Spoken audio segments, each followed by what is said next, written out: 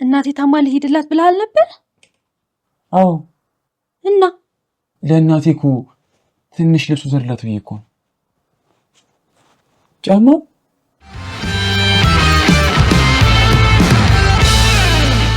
በ1960 በውጮቹ አቆጣጠር አካባቢ ነው ሞክመንተሪ የመጣው።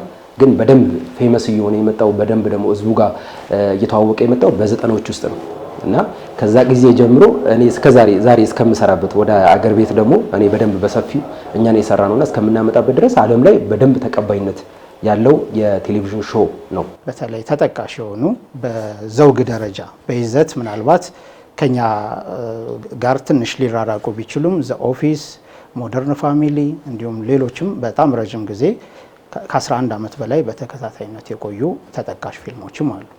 በእኛ ሀገር ውስጥ ሙከራዎቹ ነበሩ በተወሰነ ደረጃ ተነካክተው ከዛ ደግሞ ፎርማቸውን የቀየሩ የሲትኮም ዘውጎች ነበሩ። Last week I gave a fire safety talk and nobody paid any attention. It's my own fault for using PowerPoint. PowerPoint is boring. ሞክመንተሪ የሚለው ቃል ሞክ እና ዶክመንተሪ አንድ ላይ ሆኖ ሞክመንተሪ የሚለውን ነገር ነው የሚለውን ሚኒንግ ነው የሚሰጠን። ሞክመንተሪ ቲቪ ሾው ማለት የዶክመንተሪና ፊክሽን የሆኑ ልቦለድ የሆኑ ስቶሪዎችን በዶክመንተሪ መልክ ለተመልካች ማቅረብ ማለት ነው። በሞክመንተሪ ዘውግ ላይ በምንሰራበት ሰዓት ላይ ሞር ከሌሎቹ ድራማዎች ከህዝቡ ጋር ኢንጌጅ የማድረግ እንትን አቅም ይሰጣል። በተለይ ደግሞ ሞክ ያደርጋል በተወሰነ ደረጃ ሞኩ በካሜራም ጭምር ይሆናል። በይዘቱም ውስጥ እናገኘዋለን። አንዳንዶቹ በተለይ ተጠቃሽ በዚህ ዘውግ ደረጃ ተጠቃሽ የሆኑ ፊልሞች ትንሽ ጠንከር ያለ ማህበራዊ ሂሶችንም ያቀርቡበታል። እንዲሁም የኮሜዲ አይነት ዘውጎች ይጫኑታል። ይህ ማለት ግን ሞክመንተሪ ኮሜዲያዊ ዘውግ ነው ማለት አይደለም። ኮሜዲን እንደ አንድ ሰብ ጀነራ ቢይዝም በውስጡ ግን የሆረር አይነት ይዘቶችም ያላቸውን ወይም ሰስፔንስ አይነት የሆኑትንም በዛ ዘውግ ውስጥ አካቶ ይይዛል ማለት ነው። ጓደኛችን ታሞ እንዴት ስለ ብር ትጨነቃላችሁ? ሆስፒታል ውሰዱ እንጂ። ብር አለ? የለኝም። ሰው እኮ በብር ብቻ አይኖርም። የሚታከመው በብር ነው። ምን ተፈጥሮ ነው? ዶሰን ለምን እንደሚያቀስተው ታሞ። እኔ ስቃይ ድምጽ መስማት ያሳምመኛል። ዶሰን መኝታ ቤት ገብተጩ እስከ ጧት ከተረፍክ ሐኪም ቤት እንወስዳለን። የኛ ዘመንን ስንጀምረው መጀመሪያ ከባድ የሚያደርገው ነገር አንደኛ ካስቱ፣ ከዛ በኋላ ደግሞ እኛ የምንፈልገውን ዓለም ክሬት ለማድረግ የምንሄድበት ርቀት ነው። የመጀመሪያዎቹ ከባድ የምላቸው የነበሩ ነገሮች ለአክተሮቹ ራሱ ሞክመንተሪ ምን ማለት እንደሆነ ለማሳወቅ ታይም ይፈጃል። አልተለመደም ብዙ ጊዜ የሞክመንተሪ ዘውግ ስታይሎች እና እናም ደግሞ እኔ በምፈልገው የዘመናዊ ኮሜዲ የትወና ስታይል መሰረት አክተሮችን ለማለማመድ የሚሆን የምፈልገውን አክተር ካስት ለማድረግ ትንሽ ታይም ፈጅቶብኝ ነበረ። ከዛ ለምፈልጋቸውን አክተሮች ጎበዝ የሆኑ አክተሮችን ካስት ካደረግን በኋላ ወደ 6 የሚሆኑ አዳዲስ አክተሮችን ነው ካስት ያደረግነው እና እነዛን 6 ካስት ያደረግናቸውን አክተሮች ትወናል ኦልሞስት ወደ ማሰልጠን የገባ ነው። አዲስ ጀነር እስከመሆኑ መጠን ትንሽ ወደኛ ሀገር አቅርቦና ካራክተሩን ተረድቶት የመስራት ነገር ትንሽ የራቀ ነበር።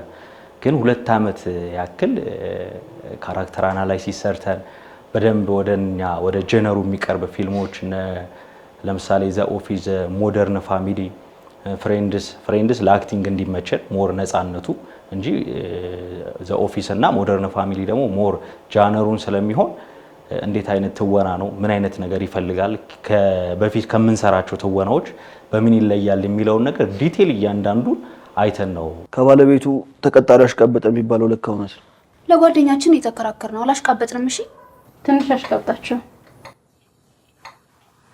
ሳኑ ላይ ፎከስ እናድርግ።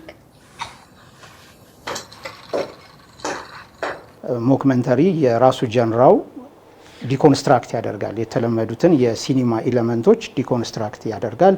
በሳውንድ ደረጃ ለምሳሌ ብናይ ዳያጀቲክ ሳውንዶች ላይ ሞር ትኩረት ያደርጋል።